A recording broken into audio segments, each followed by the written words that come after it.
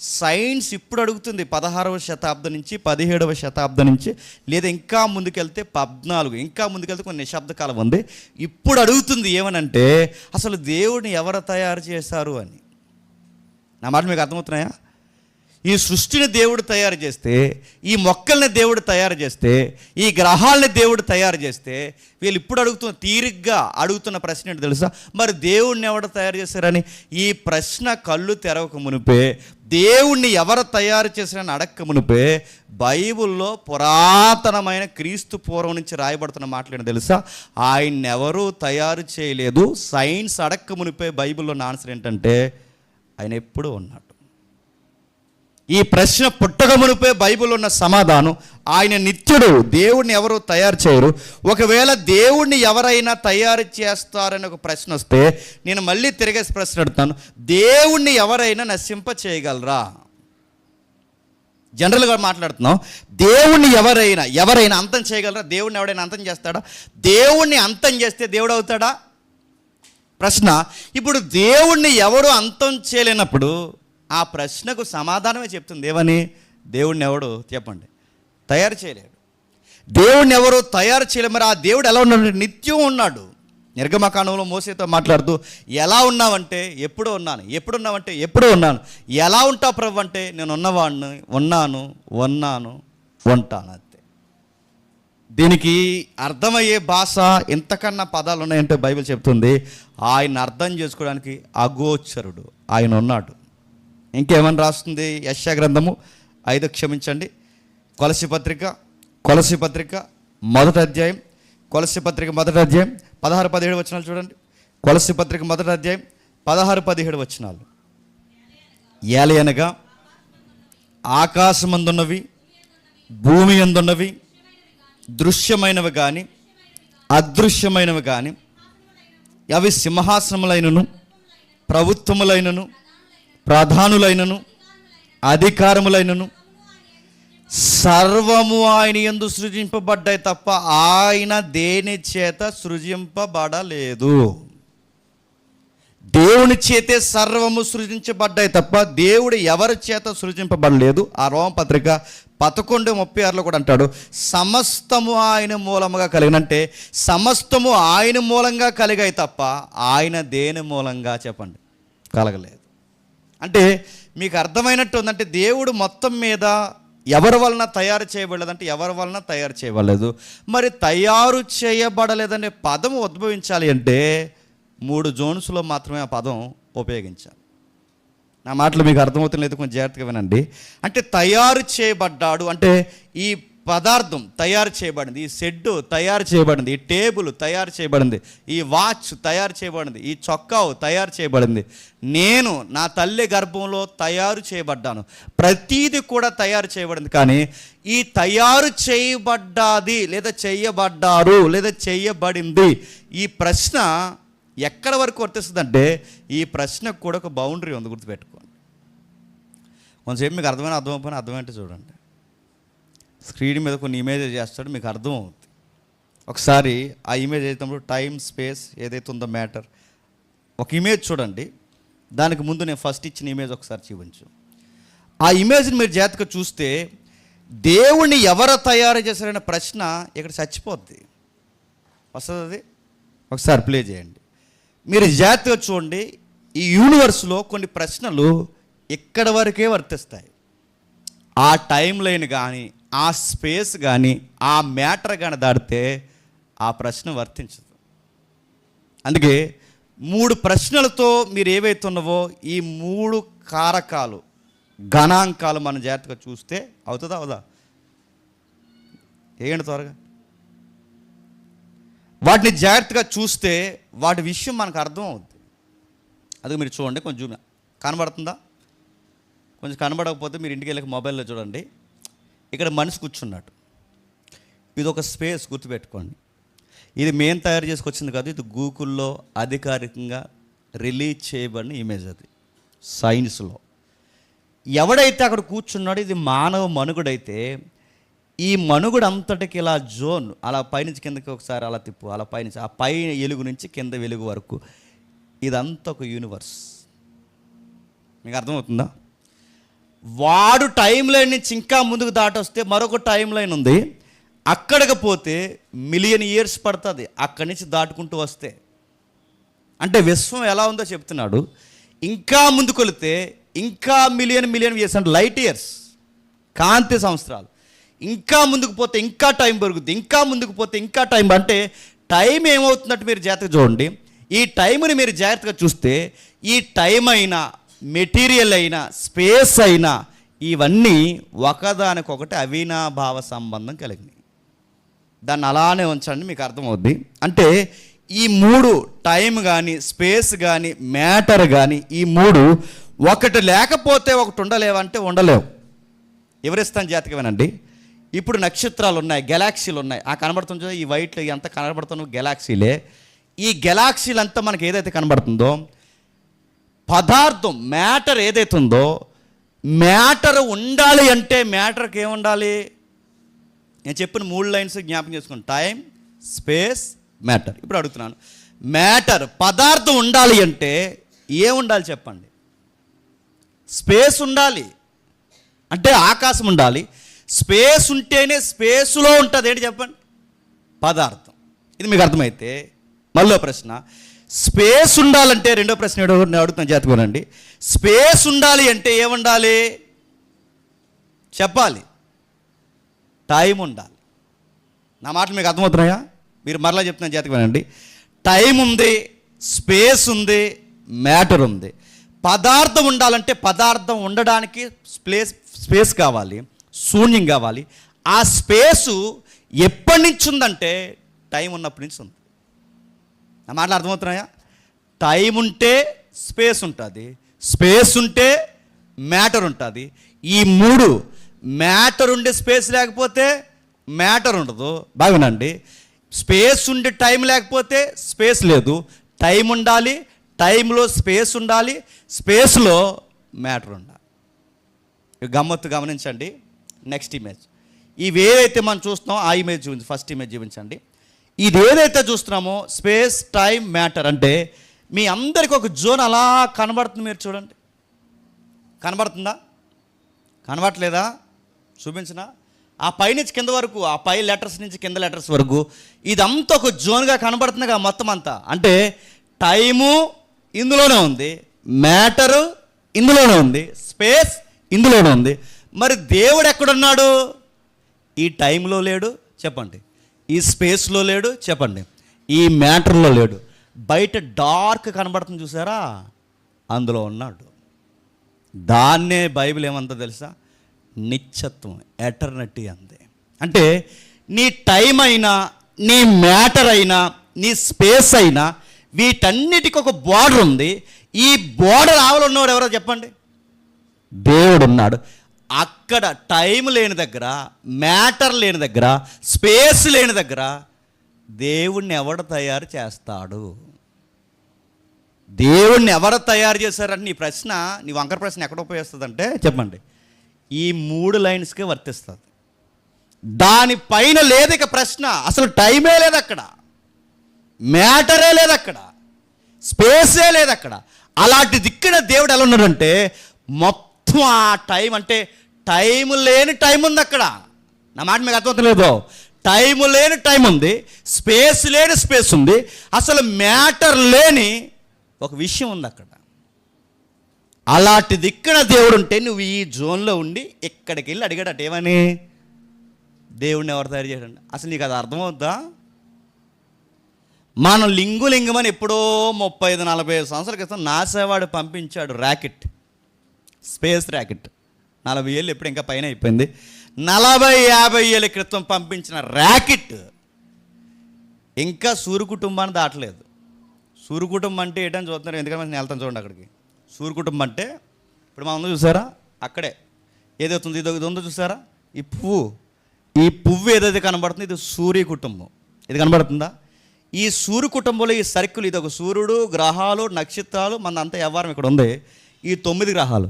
ఎప్పుడో నాసావాడు ఎప్పుడో ర్యాకెట్ వదిలితే ఆ ర్యాకెట్ 45 సంవత్సరాల నుంచి ప్రయాణం చేస్తే ఇంకా పువ్వు దాటలేదంట. గుర్తుపెట్టుకోండి. పువ్వు మీన్స్ చెప్పండి, సోలార్ సిస్టమ్ దాట అంటే సోలార్ సిస్టమే ఇంకా 40 ఏళ్ళ నుంచి దాటకపోతే ఇవన్నీ దాటే అవకాశం మనకుందా? ఈ టైం ట్రావెల్ చేయగలరా? ఈ స్పేస్ దాటి వెళ్ళగలడా? ఈ మ్యాటర్ దాటి వెళ్ళగలడా? అసలు ఇది దాటొస్తే ఇందులో ఏదైతే మనకు కనబడుతుంది ఈ డార్క్ నిత్యత్వం అంటే దేవుడు ఉన్నాడు. ఈ నిత్యత్వాన్ని మనం అర్థం చేసుకోగలమా? మీకు ఇంకా బాగా అర్థం కావాలంటే ఇదంతా వైట్ బోర్డు అనుకోండి. ఈ వైట్ బోర్డులో ఒక వైట్ బోర్డులో ఒక బ్లాక్ లైన్ నేను గీసాను అనుకోండి. ఆ బ్లాక్ లైన్లో టైం ఉంది, స్పేస్ ఉంది, మ్యాటర్ ఉంది. గమ్మత్తేడు చెప్పనా, ఇంత బోర్డులో ఒక లైన్ టైం స్పేస్ అయితే అందులో మనం ఎంత, మన బతుకెంత చెప్పండి. ఈ లైను మన యూనివర్స్, ఇంత పెద్ద యూనివర్స్ అయితే ఒక్క సింగిల్ లైను, మిగిలిన బోర్డు అంతా చూస్తారా స్పేస్తో, అందులో ఉన్నాడు దేవుడు. ఇప్పుడు చెప్పండి, ఆ దేవుడు మనకు కనబడతాడా? ఆ దేవుడు మనకు వినబడతాడా? ఆ దేవుడు ఎలా ఉన్నాడంటే బైబిల్ ఎంత విచిత్రంగా స్టార్ట్ అయిందంటే భలే వివరించారు వ్యాఖ్యానకర్తలు. ఏ టైం అయితే ఉందో, ఏ స్పేస్ అయితే ఉందో, ఏ మ్యాటర్ అయితే ఉందో, ఈ మూడిటితోనే బైబిల్ స్టార్ట్ అయిందంట. చూస్తారు ఒకసారి, ఆది కాండము మొదటి అధ్యాయం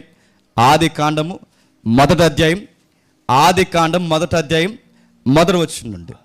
ఆది యందు దేవుడు భూమి ఆకాశమును సృజించెను, భూమి నిరాకారముగాను శూన్యముగాను. ఎంత బాగా వివరించారు చూడండి, ఎంత బాగా వివరిస్తున్నారో. ఆది యందు అనగానే టైం స్టార్ట్ అయింది. చెప్పండి, ఆది యందు దేవుడు భూమిని సృజించాడంటే మ్యాటర్ స్టార్ట్ అయింది. చెప్పండి, టైం స్టార్ట్ అయింది, మ్యాటర్ స్టార్ట్ అయింది. ఇవన్నీ ఎక్కడ స్టార్ట్ అయ్యి అంటే ఆకాశం అన్నాడు చూసారా, స్పేస్ స్టార్ట్ అయింది. అంటే బైబిల్ ఏమని చెప్తుందంటే టైం, స్పేస్, మ్యాటర్ మూడు ఒకేసారి స్టార్ట్ అయ్యాయి. అంటే టైంకి కూడా ఒక టైం స్టార్టింగ్ ఉందంటే ఉంది, టైంకి కూడా టైం అయిపోయే టైం ఉందంటే ఉంది, మ్యాటర్కి ప్రారంభం అంతం ఉందంటే ఉంది, స్పేస్కి కూడా ప్రారంభం అంతం ఉందంటే ఉంది. కానీ ఈ మూడిట్లో మన బ్రతుకు ముడిపడి ఉంది. ఇదే మనకు అర్థం కాకపోతే ఆయన మనకు అర్థం అవుతాడు. అందుకే బైబిల్ అని చెప్పిన ఆయన అగోచరుడు, అన్రీచబుల్ గాడ్. ఆయన అర్థం చేసుకోవడం కష్టం అంటే కష్టమే. మనకేం అర్థమైందంటే ఈ మట్లాది వారన్నాడు, మట్లకి పువ్వులు ఎట్టాలా, ప్లాస్టిక్ డొక్కులు ఎట్టాలా? చెప్పండి, ఏం ఎట్టాలి అంటే మట్టెట్టుకో పైన. ఎక్కడే ఆగిపోతున్నాం కానీ అడుగుతున్నాను. ఆచార సాంప్రదాయాలు ఏ పెద్ద లెగసీ అనుకుంటున్నాను. అసలు దేవుడేంటి, ఆయన ఎలా ఉన్నాడు, ఆయన అర్థం చేసుకోవడం ఏంటంటే ఆయన అర్థం చేసుకోవడం చాలా కష్టం. ఆయన మనం అనుకుంటున్న ఈ భౌతిక ప్రపంచంలో లేడు, ఆయన అదృశ్య ప్రపంచంలో ఉన్నాడు. అందుకే యెషయా గ్రంథం, మీకు ఆ మాట చదివితే ఎలా ఉందో నాకు తెలియదు కానీ ఒకసారి చదవండి. ఒక్కసారి రోమాలు లెగిస్తే ఒకసారి చూడండి. యెషయా గ్రంథం 57వ అధ్యాయం, యెషయా గ్రంథం 57వ అధ్యాయం, త్వరగానే ముగిద్దాం. యెషయా గ్రంథము 57వ అధ్యాయం 15వ వచనం చూడండి. యెషయా గ్రంథము 57వ అధ్యాయం 15వ వచనం. మహాగణుడు, మహోన్నతుడు, పరిశుద్ధుడు, నిత్య నివాసి అయిన ఇలాగు సెలవిచ్చుచున్నాడు, నేను మహోన్నతమైన పరిశుద్ధ స్థలములో నివసించేవాడిని. ఇప్పుడు బాగా రండి, ఆయన దాకా ఇమేజ్ చూపించండి. ఎక్కడ ఉన్నాడు దేవుడు, ఎక్కడ ఉన్నాడట? మళ్ళీ చదువు, నువ్వు చదువు, తమ్ముడి ఇమేజ్ చూపిస్తాడు. చదువు. నేను మహోన్నతమైన పరిశుద్ధ స్థలం. ఇప్పుడు చెప్పండి, ఆయన ఈ స్థలంలో లేడు, ఆయన మహోన్నతం. అంటే మన ఊహల కందన ఒక గొప్ప స్థలం ఉంది. ఆ గొప్ప స్థలములో, మహోన్నతమైన స్థలములో ఈ పదార్థం లేని స్థలం ఉంది, ఈ గ్వాల లేని స్థలం ఉంది, ఈ నేరాలు లేని స్థలం ఉంది, ఈ రణగణ ధ్వనులు లేని స్థలం ఉంది. అది పరిశుద్ధ స్థలమై ఉంది, అది నిత్యత్వమై ఉంది. దేవుడు ఎక్కడ ఉన్నాడట? ఆ పరిశుద్ధమైన స్థలములో, మహోన్నతమైన స్థలంలోగా ఎరమార్క్ తిప్పుతున్నాడు చూసారా, అక్కడ ఉన్నాడంట. అంత స్పేస్లో, అంత విశాల స్థలంలో అంత దేవుడు ఆక్యుపై చేశాడంటే ఎస్, బైబిల్ అంటుంది ఆయన మనం ఊహించలేనంత ఇమేజ్లో ఉన్నాడంట ఆయన. అలాంటి దేవుడు గురించి బైబిల్ వర్ణించుకుంటుంది. ఇప్పుడు చెప్పండి, ఈ దేవుడు, ఇలా ఉన్న దేవుడు, ఇంత గొప్ప దేవుడు, ఇలాంటి దేవుడు టైంను స్టార్ట్ చేశాడు, శూన్యాన్ని స్టార్ట్ చేశాడు, పదార్థాన్ని స్టార్ట్ చేశాడు. ఈ మూడిటి మధ్య చెప్పండి మనల్ని పెట్టాడు. మనల్ని పెట్టి అది దాటితే కానీ మనకు అర్థం కాదని ఎంతవరకు మనకు అర్థం అవ్వాలో చెప్పండి అంతవరకు అర్థమయ్యేలా తనను తాను బయలుపరుచుకున్నాడు. ఇలాంటి దేవుడిని మనం అర్థం చేసుకునే స్థితిగతులు ఆయనతో మనకి ఏంటి రిలేషన్ అంటే ఏం లేదు. ఒక మాట చెప్పుకోవాలంటే అబ్రహాం గారి తండ్రి అడిగాట, తన అబ్రహాం నాకన్నా పెద్దడు కనుక బహుశా దేవుడు నాకు తాతయ్య అవుతాడంటే ఆ వరుసలు గుర్తుపెట్టుకో. ఆయన ఏమవుతాడో గుర్తుపెట్టుకోండి. ఇప్పుడు ఆ ఇమేజ్ మళ్ళీ మీరు చూడండి. సూర్యుడిని దేవుడిని చేశాడంటే సూర్యుడు ఎవరికి కావాలండి? ఆ కూర్చున్నోడు కావాలి. చంద్రుడిని దేవుడు చేశాడంటే చంద్రుడు ఎవరికి కావాలండి? ఆడెవడు అనుకోకండి, మనమే. ఆ కూర్చున్నోడు కావాలి. నక్షత్రాలు తయారు చేసిన నక్షత్రాలు ఎవరికి కావాలండి? ఇప్పుడు చెప్పండి. దేవుడు సూర్యుడు లేకపోయినా ఆ మహోన్నతమైన పరిశుద్ధ స్థలంలో ఉండగలడు. ఎందుకంటే సూర్యుడు ఈ యూనివర్స్కి తప్ప, చెప్పండి, సూర్యుడు ఆయనున్న యూనివర్స్, ఆ పదం కూడా సెట్ అవ్వదు, ఆయనున్న యూనివర్స్కి సూర్యుడితో పని లేదు. సూర్యుడే లేకపోతే భూమికి చెప్పండి పరిభ్రమం లేదు. పరిభ్రమం లేకపోతే సంవత్సరం లేదు. సంవత్సరం రావాలంటే తన చుట్టూ తాను తిరగదు. తన చుట్టూ తాను తిరగకపోతే రోజు అవ్వదు. రోజు అవ్వకపోతే టైమే లేదు. అసలు మనకి ఇదంతా తతంగం జరగాలి అంటే చెప్పండి సూర్యుడు ఉండాలి, చంద్రుడు ఉండాలి. గమ్మత్తడి చెప్పనా, దేవుడు సూర్యుడు మనకు అవసరమైన సూర్యుని తయారు చేశాడు తప్ప, దేవుడు నక్షత్రాలు మనకు అవసరమైన తయారు చేశాడు తప్ప, దేవుడు సూర్యుడు లేకపోయినా ఉండగలడు, నక్షత్రాలు లేకపోయినా ఉండగలడు. ఈ మాట మీకు నచ్చినా నచ్చకపోయినా నువ్వు లేకపోయినా ఉండగలడు. నువ్వన్నవాడివి నేనన్నవాడు లేనప్పుడే ఆయన ఉన్నాడు. సూర్యుడు చంద్రుడు నక్షత్రాలు లేనప్పుడే ఆయన ఉన్నాడు. గ్రహాలు పొట్టక మునిపే ఆయన ఉన్నాడు. ఈ విశ్వంలో రవ్వంతైనను చేయబడక మునిపే ఆయన ఉన్నాడు. ఆయన ఉన్నాడు. ఎప్పుడు ఉన్నాడంటే మన ఊహల కందనంత కాలము ఇంకా వివరిస్తే ఆయన ఎప్పటికీ ఉన్నాడు, ఉన్నాడు, ఉన్నాడు, ఉంటాడు. ఒక కవి భలే రాశాడు. దాని తెలుగులో ఏదోలాగా ట్రాన్స్లేట్ చేసుకుని నేను రాసుకొచ్చాను, జాగ్రత్తగా వినండి. బైబిల్ రచయిత థియోలాజియన్ ఆయన ఏమంటాడంటే ఆ నిత్యత్వాన్ని గురించి మాట్లాడుతూ దేవుని ఉనికిని మాట్లాడతాడు. ఆది అంతము లేనిదే దేవుని నిత్యత్వము. రెండోది ఎల్లలు పరిమాణం లేని ఉనికి దేవుని నిత్యత్వం. మూడోది భూత భవిష్యత్తు కాలాలు లేని వర్తమానమే దేవుని నిత్యత్వం. ఆ పదాలు మీకు అర్థమవుతున్నాయి లేదో?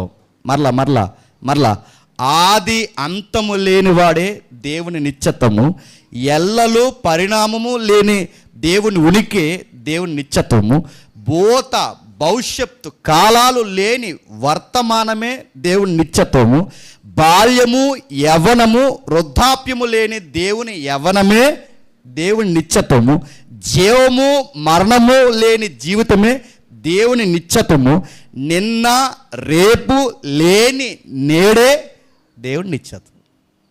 అది దేవుని నిత్యత్వం. ఇప్పుడు చెప్పండి దేవుని లక్షణాలు అంటే ఏంటంటే, ఆయన లక్షణాలలో ఒక లక్షణం ఏంటి చెప్పనా, ఆయన నిత్యుడు. ఎలా నిత్యుడు? ఈ టైంలో నిత్యుడు కాదు, ఈ మ్యాటర్లో నిత్యుడు కాదు, ఈ యూనివర్స్లో స్పేస్లో నిత్యుడు కాదు. ఆయన ఎక్కడ నిత్యుడంటే ఒక పరిశుద్ధ మహోన్నతమైన టైం లైన్తో సంబంధం లేని ఒక స్థలం ఉంది. ఆ యూనివర్స్లో ఆయన ఉన్నాడు. ఆయన ఎప్పుడు నిత్యుడై ఉన్నాడు. అందుకే లాస్ట్ లేని ఎంత బాగుందో చూడండి. నిన్న రేపు లేని నేడున్న దేవుడే నిత్యుడు. ఆయనకి నిన్న లేదు చెప్పండి, ఆయనకి రేపు లేదు, ఆయనకి ఎప్పుడు నేడే ఉంటుంది. మరో గమ్మత్తడి చెప్పనా, దేవుడు నిన్న చెప్పండి, రేపు చెప్పండి, ఈ రోజుని ఒకేసారి చూడగలడు.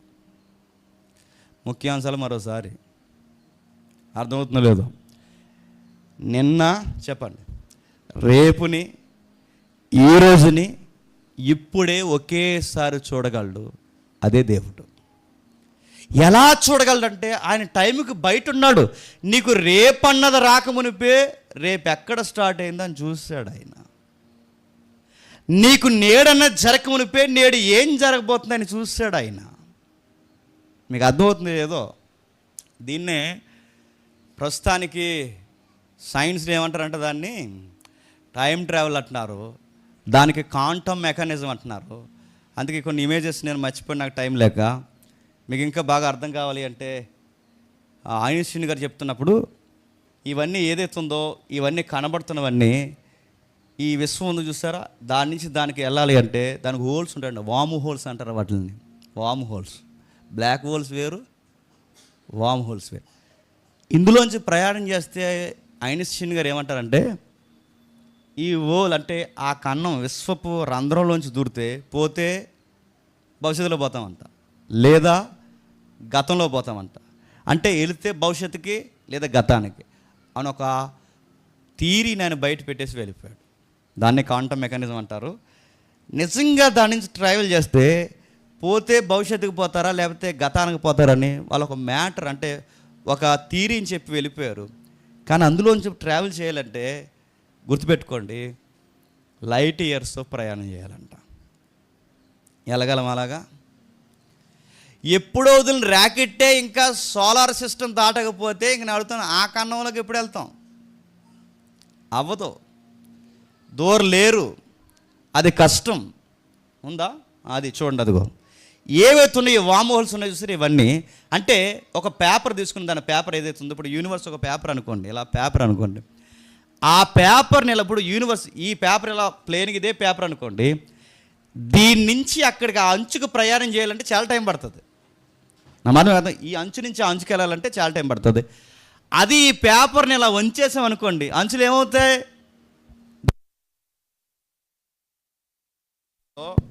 దానికి దీనికంటే ఈ అంచుకి దగ్గర టైం దగ్గర అంటే స్పేస్ దగ్గర అయినప్పుడు దీనికి ఒక రంధ్రం అంటే కనబడిన రంధ్రాలు ఉంటే ఇప్పుడు అది ఇది దగ్గర అయిపోతే టైం ఏమైపోతుంది చెప్పండి? తగ్గిపోతుంది. కానీ ఈ టైం కూడా మన టైం కాదు. ఏ టైం చెప్పండి? అది మళ్ళీ గుర్తుపెట్టుకోండి, అది లైట్ ఇయర్స్. ఇవన్నీ ఎందుకు చెప్తున్నానంటే ఎంత గింజుకున్నా ఈ విషయాలు మనకు అర్థం కాకపోతే వీటన్నిటికీ బయట ఉన్నాడు ఎవరు చెప్పండి? దేవుడు. నువ్వు లింగమని ఒక ఆకారం పెట్టేసి ఐడియల్ పెట్టి ఆ ఐడియల్తో అన్నాడట, రేపు మమ్మల్ని కాపాడు అన్నాడట. ఇప్పుడు ఈ మ్యాటర్ మీరు మైండ్లో పెట్టుకోండి.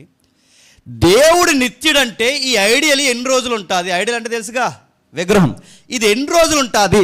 ఇది నిన్న చేయబడింది, ఈ రోజు ఉంది, రేపు వర్షం వస్తే కరిగిపోయి పోతుంది, లేదా తుఫాన్ వస్తే పోతుంది, భూకంపం వస్తే పోతుంది. ఈ ఆకారం దగ్గరికి వెళ్ళి అన్నాడంట, చెప్పండి, రేపు నాకు జరగబోయే కీడి నుంచి కాపాడాలంటే భూకంపం వస్తే ఇప్పుడు ఇంతకీ దాన్ని ఎవరు కాపాడతారు? దేవుడికి ఎందుకు విగ్రహాలు పెట్టకూడదంటే దేవుడు అందనంత ఎత్తులు ఉంటే, ఊహలకు అందనంత ఎత్తులు ఉంటే అలాంటి దేవుడిని తీసుకొచ్చి ఎక్కడ పెడతావు? అలాంటి ఆయన తీసుకొచ్చి అక్కడ పెడితే ఆయన కాపాడమంటే ఇప్పుడు నేను అడుగుతున్నాను, ఆ దేవుడికి ఏసీలు పెడుతున్నారు, ఆ దేవుడికి లింగీలు కడుతున్నారుగా. ఇలాంటి మాటలు చెప్తే అరెస్ట్ చేయండి అడుగుతున్నాను. అరెస్ట్ చేసినా ఉన్నది చెప్తాం, మేము చెప్పట్లేదు. ఏం చెప్తుంది చెప్పండి? బైబిల్ చెప్తాం. ఆ దేవుడికి లింగీలు కడతారు, ఆ దేవుడికి ఏసీలు పెడతారు, ఇంకా చెప్పండి ఆ దేవుడికి ఇసురుతున్నారు. భూకంపం వస్తే ఆ దేవుడి సంగతి ఏంటి చెప్పండి? భూకంపం వస్తే ఆ దేవుడి సంగతి ఏంటి? భూకంపం వస్తే ఆ పరిస్థితి సంగతి ఏంటి? భూకంపం వస్తే ఆ ఐడల్ ఆకారం సంగతి ఏంటి? అందుకే బైబిల్ ఏమందో తెలుసా? ఆ 15వ కీర్తన ఇంటికి చదవండి. ఆ 115వ కీర్తనలో అంటుంది బైబిల్ ఏమంటే చెప్పనా? ఐడల్ వినదు, ఐడల్ చెప్పండి చూడదు, ఐడల్ చెప్పండి మాట్లాడదు. ఎందుకు మాట్లాడదంటే అది పదార్థంలో నిత్యుడైన దేవుడు లేడు గనక వినదు చెప్పండి, చూడదు చెప్పండి, మాట్లాడదు. వినదు చూడని దాని దగ్గరికి వెళ్ళి రేపు మమ్మల్ని కాపాడంటే నిన్నేమనాలి? నీకు తెరవలేదు అనాలి. గుర్తుపెట్టుకో, దేవుడు ఉన్నాడు, దేవుడు లేడంటే దేవుడు ఉన్నాడు, దేవుని ఉనికుంది. కానీ ఆ దేవుని తెచ్చి ఒక ఆకారంలో చొప్పించుకో. అది మరియం విగ్రహమైన తప్పే, అది యేసుప్రభు విగ్రహమైన తప్పే, ఆపద మొక్కుల దేవుడి విగ్రహమైన తప్పే, ఏదైనా తప్పే. ఉన్నతమైన దేవుడిని తెచ్చి ఒక మెటీరియల్లో చొప్పించేసి అక్కడ తెచ్చి రేపు మమ్మల్ని కాపాడంటే నీకు అర్థమవుతుందా? నిత్యుడైన దేవుడు ఇరుక్కుపోయే మెటీరియల్లో ఉంటాడా? దేవుడు అంటే ఏంటో తెలియకే ప్రతి దానికి దండం పెడుతున్నావు నువ్వు. కనబడిన రాయికి పెడతావు, కనబడే చెట్టుకు పెడతావు, కనబడుతున్న సూర్యుడికి పెడతావు, కనబడుతున్న నేలకు పెడతావు, కనబడుతున్న ప్రతి దానికి పెడతావు. మనిషిని దేవుడిని చేస్తావు, మనుషుడు బొమ్మలకి దేవుడు బొమ్మలని పేర్లు పెడతావు. నువ్వెందుకు ఇంత పొరపాటు పడుతున్నావు అంటే మానవుడిగా నేచర్ ఆఫ్ గాడ్ ఏంటో నీకు తెలియకపోవడం. అసలు దేవుడు ఏంటి, దేవుడి వ్యక్తిత్వం ఏంటి, దేవుని లక్షణాలు ఏంటి, ఆయన లక్షణాల్లో ఎలా ఉన్నాడంటే ఇదిగో మనకు అందనంత మహోన్నతమైన స్థలముల్లో, ఉన్నతమైన నివాసాల్లో ఆయన వసించుచున్నాడు కనుక ఆ దేవుడిని మనం అర్థం చేసుకోవడం కష్టం. ఆయన అర్థం అవ్వాలి అంటే ఇదిగో ఒక బైబిల్ ఉంది, ఒక గ్రంథం ఉంది, ఆయన అర్థం చేసుకోవాల్సిన విధంగా అర్థం చేసుకోండి.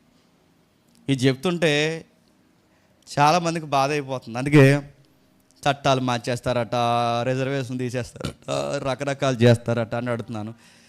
నాకు ఎప్పటి నుంచి ఒక లాజిక్ ఉందండి, ఒక ప్రశ్న అడుగుతున్నాను, చెప్పండి.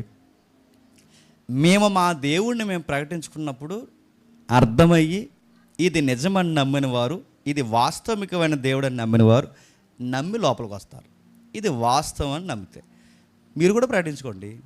మీది వాస్తవం అయితే మీ దగ్గరకు వస్తారు, ఇది వాస్తవం అయితే దీని దగ్గరకు వస్తారు. ఆ బోధించే సత్యం అని ఏదైతే చెప్తున్నామో అది టైంకి సరిపోవాలి, చెప్పండి, మ్యాటర్కి సరిపోవాలి, చెప్పండి, స్పేస్కి సరిపోవాలి. ఈ మూడిటికి, సైన్స్కి, లాజిక్కి సరిపోయి ఏదైతే సత్యం అనిపిస్తుందో, ఇది సత్యం అని ఎవరికైతే అనిపిస్తుందో ఆడు నమ్మి మారతాడు. ఈ మధ్యలో మీరు వచ్చి చట్టాలు చేసేసి, అవి చేసేసి, బెదిరించేసి, రకరకాల ఎమ్మెల్యేలని, ఎంపీలని, ప్రధానమంత్రుల్ని, ముఖ్యమంత్రిని, సెంట్రల్ మినిస్టర్లు, లోకల్ మినిస్టర్లు అందరినీ కలిపి మీరు క్రైస్తవులు అయితే మేము రుద్దెత్తామంటే ఇదే చెప్తుంది. ఏమని చెప్పినా మీరు చెప్పేది ఫేకు, చెప్పండి, మేము చెప్పేది చెప్పండి రైటు అని. నేను అడుగుతున్నాను, కులం ఏదో తీసిరాడు, కులం తీస్తే ఎవడగాలి, కులం ఎవరికి కాదు చెప్తున్నారు. అసలు బైబిల్లో ఆ సుప్రీంకోర్టు జడ్జిమెంట్లో ఒక లైన్ ఇచ్చారు, ఎవరు చదివలేదు నాకు తెలియదు, కానీ ఆ లైన్ అని చెప్పిన గలతీ పత్రిక కోట్ చేశారు. వాళ్ళు గలతీ పత్రిక ఏమని కోట్ చేశారంటే యూదుడని లేదు, గ్రీసు దేశస్థుడు లేదు, స్త్రీ అని లేదు, పురుషుడు లేదని మీ గ్రంథం సెలవిస్తుంది కనుక మీకు క్యాస్ట్ వర్తించదు అన్నారు. మేము అది అంటున్నాం, ఎవరో కులాలు పట్టుకున్న వాళ్ళు ఉంటారు, కానీ మాకు కులం ఉన్నా పర్వాలేదు, చెప్పండి, లేకపోయినా పర్వాలేదు. అసలు కులం పెట్టింది మా ఇల్లు పెట్టలేదు, మేము పెట్టలేదు, మీరు ఎట్టారు మాకు కులం, మేము పెట్టామా కులం అంటున్నాను. ఎవరు కులం పెట్టారు, ఎవరు వృత్తి ప్రకారం విడదీస్తారు, ఎవరు ఇవన్నీ బడుగు బలహీన వర్గాలు ఇవన్నీ తయారు చేసినారు మీరు. వీటిని కలపడం వెలివేసింది ఎవరు, దూరం పెట్టింది ఎవరు, ఇవన్నీ చేసింది ఎవరు, మీరు. ఇప్పుడు పైపచ్చుకొచ్చి ఏమంటున్నారు, ఇదిగో మేము మళ్ళీ కలిసిపోతున్నాం, కలిపేస్తున్నామంటే నడుతున్నాను. కలిపేయండి, కలిపినా పర్వాలేదు, చెప్పండి, కలపకపోయినా పర్లేదు, ఈ కులం అన్నా పర్లేదు. అసలు మాకు కులమే యేసయ్య బిడ్డలం తప్ప మాకు ఉంటే లేకపోతే. అయినా దేవుని పిల్లలుగా మనం తెలియాల్సింది చెప్పినా మీరు కష్టపడి చదవండి, మీరు కష్టపడి చదివితే మీ జాబ్ ఓపెన్ కేటగిరీలో రావాలి, గుర్తుపెట్టుకోండి, ఓపెన్ కేటగిరీలో కొట్టాలి. మీ దగ్గర టాలెంట్ ఉంటే ఏ చట్టమైనా మిమ్మల్ని ఆపగలదా? టాలెంట్ ఉంది, క్రికెటర్ని ఆపగలిగారా? 10 ఏళ్ళు ఆపారా? 15 ఏళ్ళు ఆపారా? ఆపగలిగారా? అడుగుతున్నాను. ఎవరైతే ఉన్నారో అక్కడ కులగా చూస్తున్నామో ఆ బోర్డు మెంబర్స్ ఎవరుతున్నారో ఆపగలిగారా? మీ దగ్గర వర్త్ ఉంటే, మీ దగ్గర వర్క్ ఉంటే, మీ దగ్గర హార్డ్ వర్క్ ఉంటే, దానికి దేవుని సహా మీకు తోడైతే, రాజ్యాంగం రాసిన నేతలు ఎలాగైతే దేశ అధినేతలుగా కూర్చున్నారో ఆ స్థాయికి దానిలాగా మిమ్మల్ని కూడా దేవుడు తీసుకెళ్తాడు. కానీ ఈ లోపు మనం ఏమంటామంటే నాకు రిజర్వేషన్ తగ్గిపోని, నువ్వు చదువు, నీకు రిజర్వేషన్తో పనే ఉంది, నువ్వు చదువు. మన దేవుడు టైంలో లేనోడు, మ్యాటర్లో లేనోడు, స్పేస్లో లేనోడు. ఇంత గొప్ప దేవుడికి మనం పిల్లలుగా పిలవబడుతున్నప్పుడు ఈ చట్టాలు ఎంత, చెప్పండి, ఈ బెదిరింపులు ఎంత నడుతున్నాను, ఈ రాయితీలు ఎంత? ఆయన మనకి ఇవ్వాలనుకుంటే రాజుని ఎక్కించేవాడు ఆయనే, చెప్పండి, రాజుని దించేవాడు ఆయనే.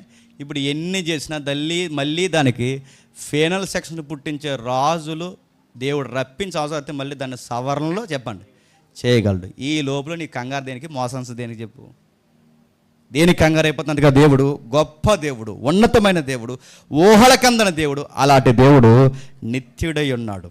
రెండవది, ఆయన నిత్యుడే కాదు, మార్పు లేనివాడు. నేను త్వరగా ముగిస్తాను. ఎలా మార్పు లేనివాడంటే మలాకి గ్రంథం తీయండి ఒకసారి, మలాకి గ్రంథం ముగిద్దాం.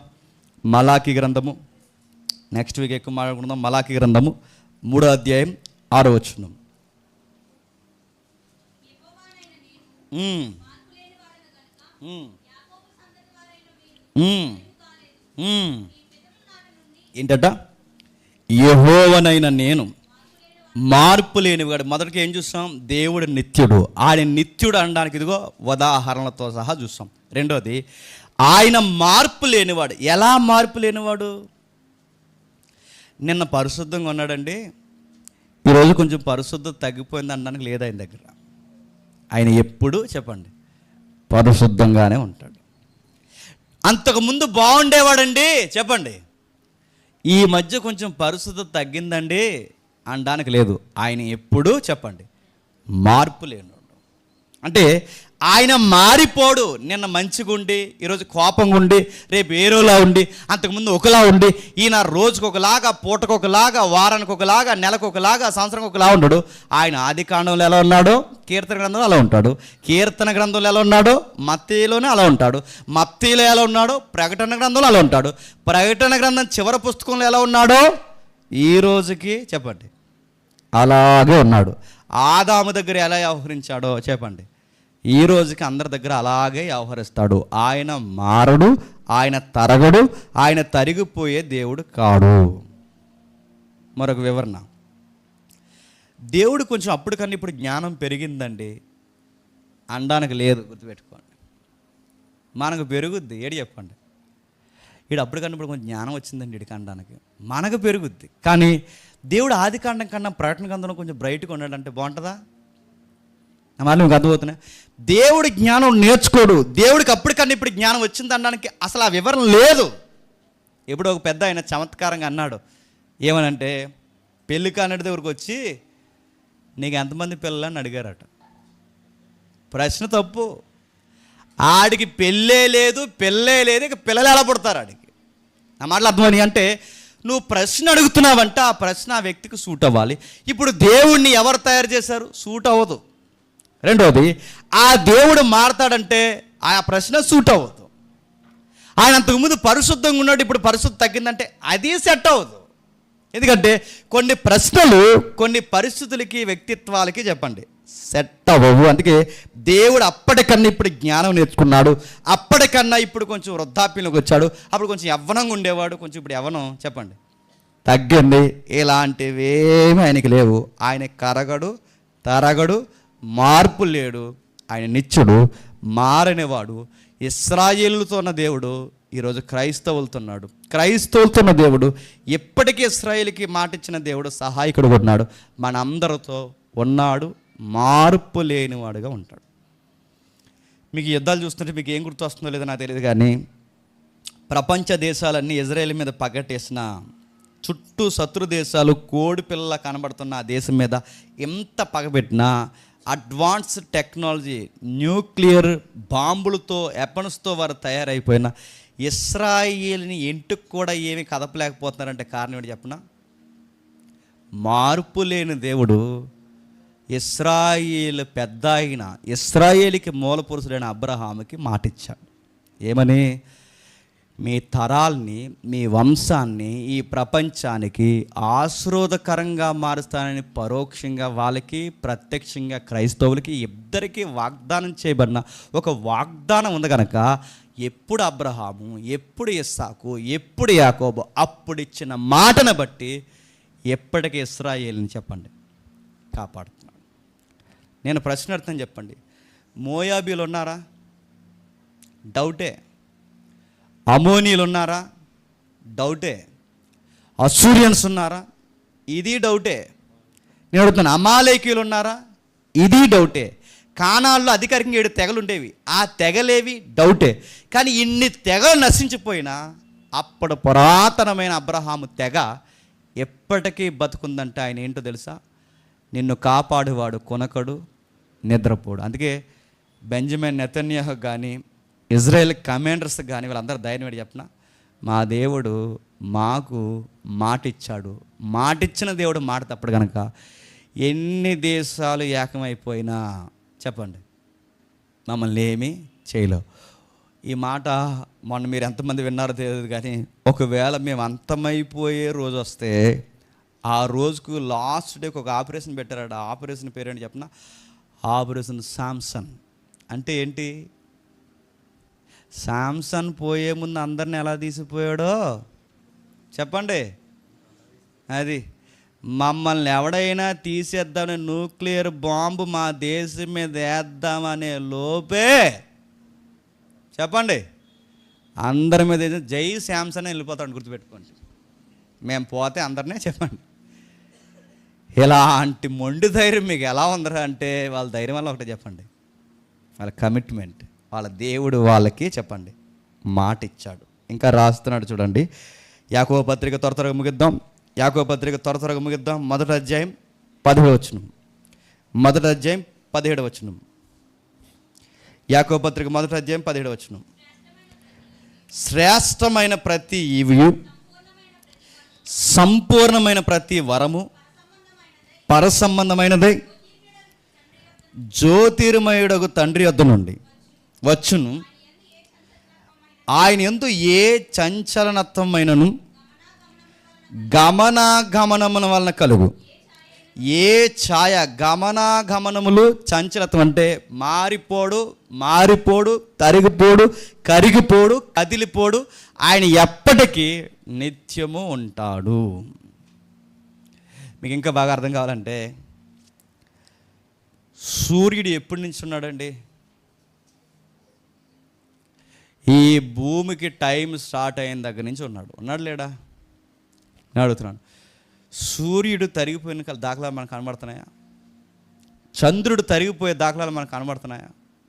ఇవన్నీ చూస్తుంటే కరిగిపోయి తయారు చేయబడినవే ఎంత సుదీర్ఘంగా ఎప్పటికీ అవి సజీవంగా పనిచేస్తూ ఉంటే వీటిని తయారు చేసిన వాడు ఇంకెంత నిత్యుడై ఉంటాడో ఒకసారి మీరు ఆలోచించండి.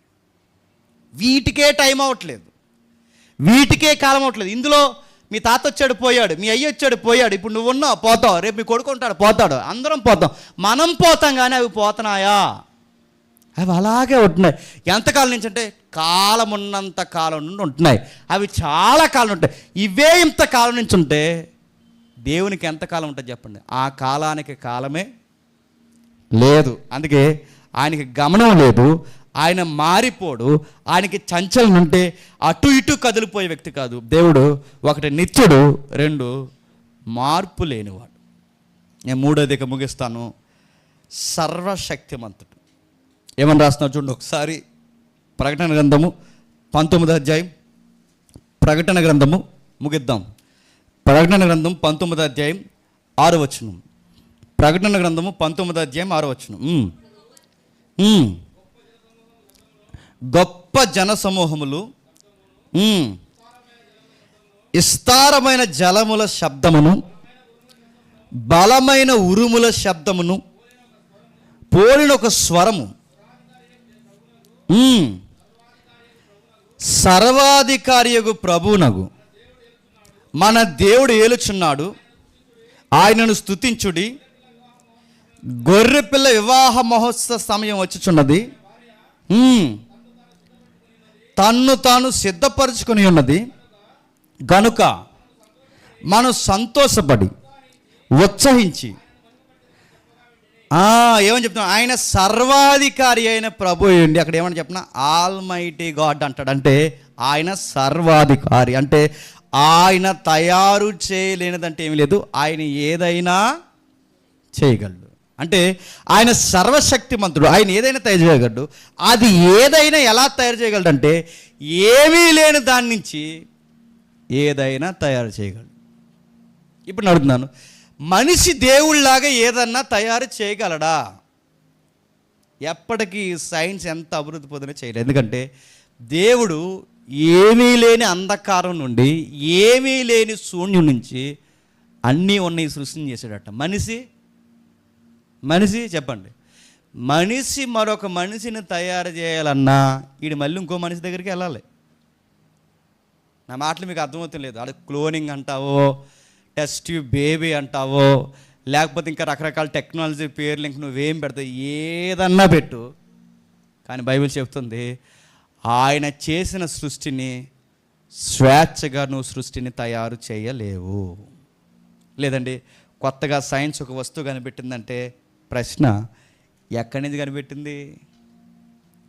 ఆ వస్తువుకు వాడే పదార్థమైన ఇందులోంచి తీయాలి, ఆ వస్తువుకు వాడే డీజిల్ పెట్రోల్ అయినా ఇందులోంచి తీయాలి, ఆ వస్తువుకు వాడే గాలైనా అది లేదా సోలార్ సిస్టమ్ నుంచి వస్తున్న ఏదైనా ఆయన తయారు చేసిన దాని నుంచే తీయాలి తప్ప కొత్తగా వాడు ఏదైనా తీసి చేయగలడా? మనిషి ఏది చేసినా చెప్పండి ఈ నేచర్లో నుంచే చేయాలి. అందుకే మనిషికి నిజంగా వీడికి సొంతంగా దేవుడితో సంబంధం లేని క్రియేటివిటీ కనుక వీడికి ఉండుంటే సావు లేకుండా కనిపెట్టేద్దాడండి. మైకిల్ జాక్సన్ అనుకున్నాడట చాలా కాలం బ్రతకాలనుకున్నాడట.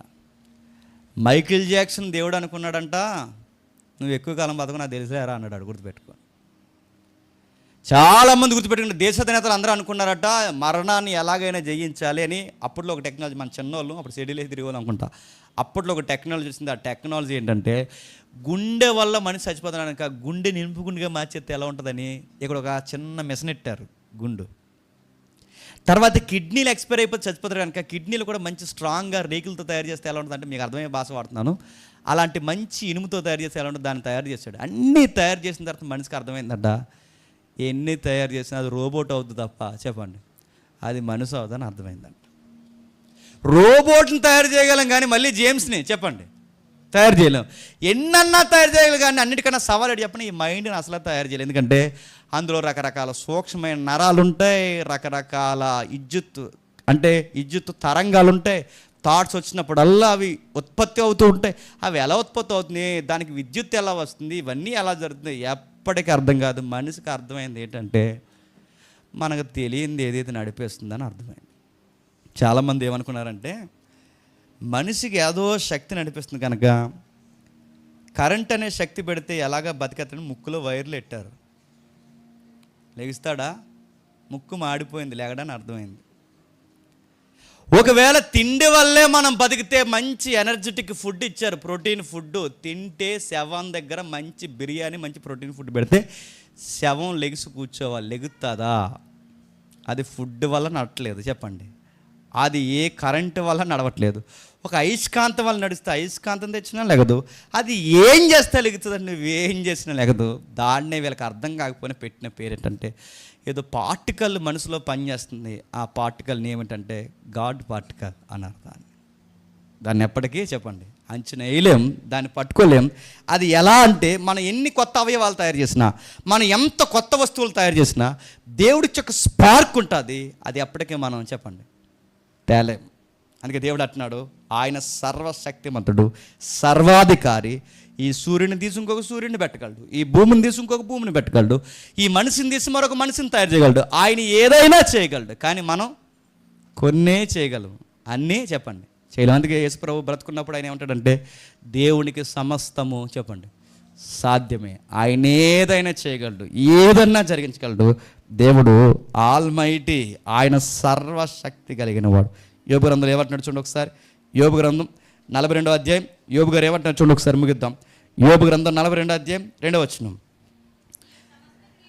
నీవు సమస్త క్రియలను చేయగలవనియు నీవు ఉద్దేశించినది ఏదో నిష్ఫలము కానేరదు. నువ్వు సమస్తము చేయగలవు, ఇది చేయగలడు దేవుడు, ఇది చేయలేడు అనడానికి లేదు. మనము ఇది చేయగలం, కొన్ని చేయగలము కొన్ని చేయలేము. కానీ యోబు గారు అంటున్నారు నువ్వు ఏదైనా చేయగలవు.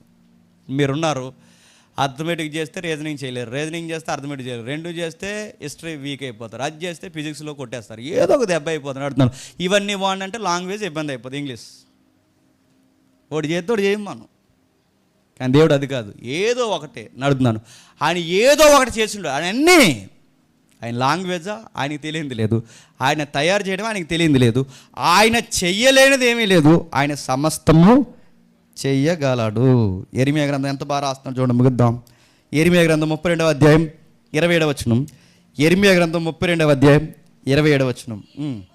నేను యెహోవాను, సర్వ శరీరులకు దేవుడను, నాకు సాధ్యమైనది నాకు అసాధ్యమైనది ఏదైనా ఉండునా. నేను మనిషిని కాదు, నేను సర్వ మనుషుల్ని తయారు చేసిన వాడిని, నాకు అసాధ్యమైనది ఏదన్నా ఉందా? దేవుడు సవాల్ చేస్తున్నాడు ఏమని, నేను చేయలేనిదంటూ ఏమీ లేదు. అందుకే ఆయన సృష్టిని చేశాడు, సూర్యుని చేశాడు, నక్షత్రాలు తయారు చేశాడు, నిన్ను తయారు చేశాడు, నన్ను తయారు చేశాడు. ఇదంతా తయారు చేసిన దేవుడు అన్నాడు, నన్నెవరు చెప్పండి తయారు చేయలేదు. నేను నిన్న నేడు నిరంతరము యాకరితగా ఉన్నాను. మోసే వాళ్ళు అడుగుతున్నారుగా, వాళ్ళకు ఒక మాట చెప్పు, నేను నేడనే దాంట్లో ఉన్నవాడును. నాకు రేపు భవిష్యత్తు కాదు, ఎప్పుడు నేడే ఉంది. నేను ఇప్పుడు ఎప్పుడు ఉండేవాడిని, నేను ఉన్నవాడిని. ఇలాంటి గొప్ప దేవుడు బైబిల్లో తనను తాను బయలుపరుచుకున్నప్పుడు వ్యక్తులతో చాలా వ్యక్తిత్వాన్ని బయలుపరుచుకున్నాడట.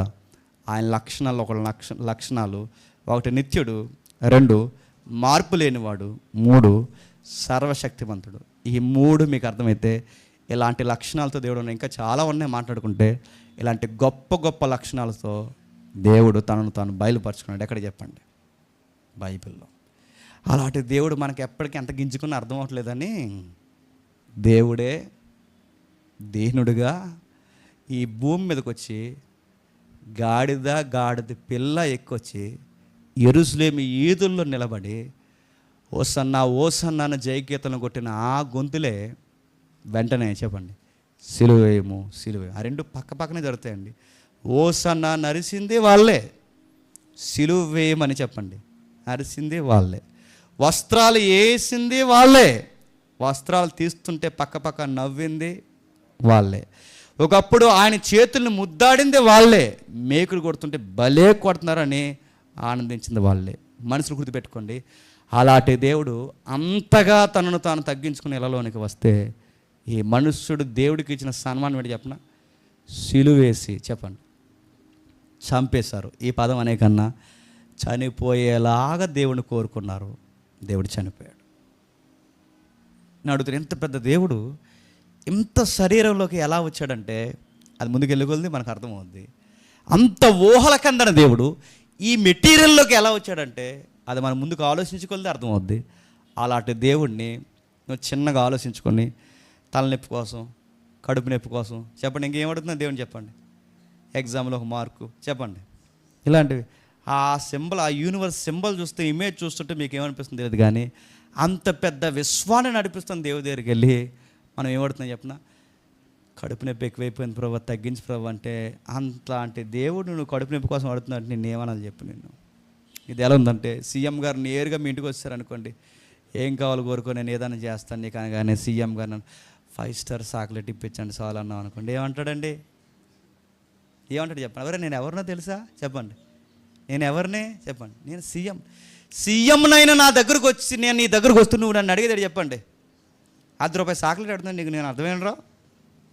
దేవుడు కూడా అంత గొప్ప దేవుడు మన దగ్గరకు వస్తే పెళ్లి చేస్తావా, పిల్లనిస్తావా, పిల్లలు పుట్టిస్తావా, ఆస్తులు ఇస్తావా, ఎక్కువ ప్రభు ఒక సెంట్ నేల్చాలి మాకు, సెంట్ ఇస్తావా చెప్పండి, డబ్బు ఇస్తావా అంటే దేవుడు అనుకుంటున్నాడు ఈ లౌకికమైన విషయాల కొరకు మీరు ఆలోచించకండి, నేను చేయాలనుకున్నది ఇంకా గొప్పగా చేయాలనుకుంటున్నాను, వాటి మీద మీ మనస్సును చెప్పండి కేంద్రీకరించండి. మీరు నన్ను గుర్తుపట్టాలనే గాడిదెక్కొచ్చాడు, ఆయన్ను గుర్తుపట్టాలనే మనుషులతో మాట్లాడు, ఆయన గుర్తుపట్టాలనే కొన్నిసార్లు మహిమతో శిష్యులకు తాను కనపరుచుకున్నాడు. ఎంతగా చూపించినా కొందరికి అర్థమయ్యాడు, ఈ రోజుకి అందరికీ చెప్పండి ఆయన దూరంగానే మర్మగర్భంగానే ఉండిపోయాడు. అలాంటి దేవుడిని పరిచయం చేయడానికే, అర్థం చేసుకోవడానికే ఇప్పుడు ఈరోజు మనం ఆలోచిస్తున్నది దేవుని యొక్క గుణ లక్షణాలు.